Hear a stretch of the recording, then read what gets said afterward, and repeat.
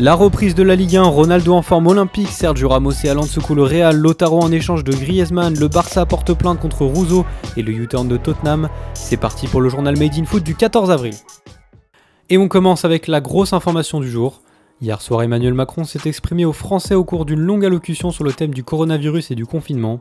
Celui-ci a d'ailleurs été repoussé au lundi 11 mai. À la une de l'équipe ce matin, le calendrier idéal, le 17 juin comme le rappelle le journal, est la date choisie par la LFP pour assister à un retour du championnat de France, même si le 3 juin pourrait éventuellement être envisagé.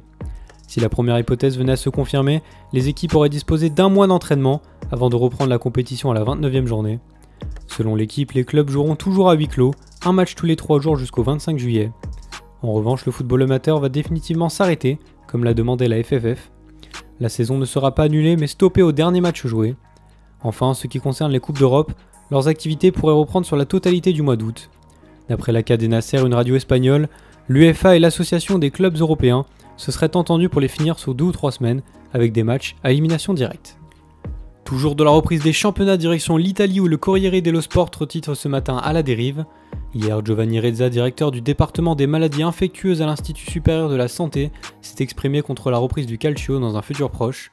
En train de travailler pour que le championnat transalpin puisse renaître, Gabriele Gravina, président de la fédération italienne, serait selon le Corriere dello Sport furieux. En attendant, les Italiens restent le deuxième peuple le plus touché du monde par l'épidémie de coronavirus, derrière les États-Unis, avec plus de 20 000 morts. On reste en Italie mais avec un peu plus de légèreté désormais. Ce matin, Tuttosport consacre sa première page à Cristiano Ronaldo. L'attaquant portugais de 35 ans, parti rejoindre sa mère à Madère, serait dans une forme exceptionnelle. C'est le président du National Madère, Rui Alves, qui fait part de son émerveillement auprès du journal turinois. Selon lui, le quintuple ballon d'or qui s'entraîne sur les terrains de son club montrerait une grinta terrible. Tuttosport en profite pour titrer Mamma mia che Ronaldo. Privé de compétition depuis un mois, le champion d'Europe 2016 ne semble avoir rien perdu de son talent. Place à une page mercato avec un détour en Espagne où Sergio Ramos fait la une de As aujourd'hui. Le Real Madrid commence son compte à rebours comme le précise le titre pour re-signer son capitaine. Sous contrat jusqu'en 2021, la légende du club souhaiterait rempiler pour 2 saisons, mais selon As, son écurie ne voudrait que repousser son bail jusqu'en 2022. Le 5e joueur le plus capé de l'histoire de la Maison Blanche serait donc virtuellement libre en juin 2021, alors que l'Euro se disputera à cette date-là. Les Madrilènes vont devoir s'activer pour trouver une solution. Et puis alors que les journaux espagnols ne cessent d'annoncer Erling Haaland pour cet été au club, une information est venue glacer tous les socios. D'après Bild, le transfert programmé de l'attaquant norvégien pour 75 millions d'euros, une clause seulement active en 2022, serait une fausse information. Selon le journal allemand, Haaland, qui est arrivé en janvier à Dortmund, ne souhaiterait pas changer à nouveau d'écurie et préférait rester dans la Ruhr. Sport le confirme ce matin, décrivant que le produit de 19 ans ne voudrait pas signer au Real. Un véritable coup dur pour l'institution madrilène. On reste en Espagne mais place désormais au Barça avec la Gazzetta dello Sport qui annonce une nouvelle des plus étonnantes. En effet, selon le journal italien, l'Inter demanderait en échange de Lautaro Martinez le renfort d'Antoine Griezmann. Une provocation vue par la Gazzetta qui rappelle la clause de l'attaquant argentin, 111 millions d'euros. Toujours au Barça, la direction a de nouveau fait parler d'elle. Hier soir, le double champion d'Espagne en titre a publié un communiqué sur Twitter et sur son site officiel pour annoncer la nouvelle. Barcelone va porter plainte contre son ancien vice-président Emili Rousseau.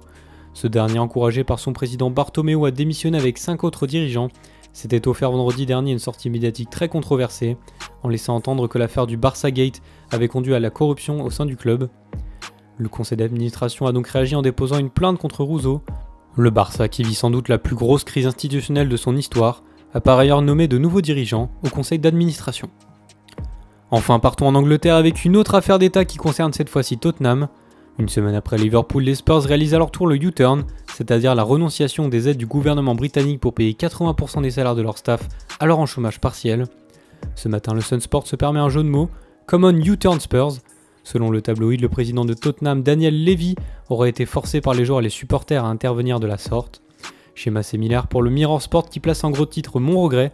Nouvelle situation délicate à gérer pour les Spurs, quelques jours après l'entraînement polémique de José Mourinho, organisé dans un parc du nord de Londres.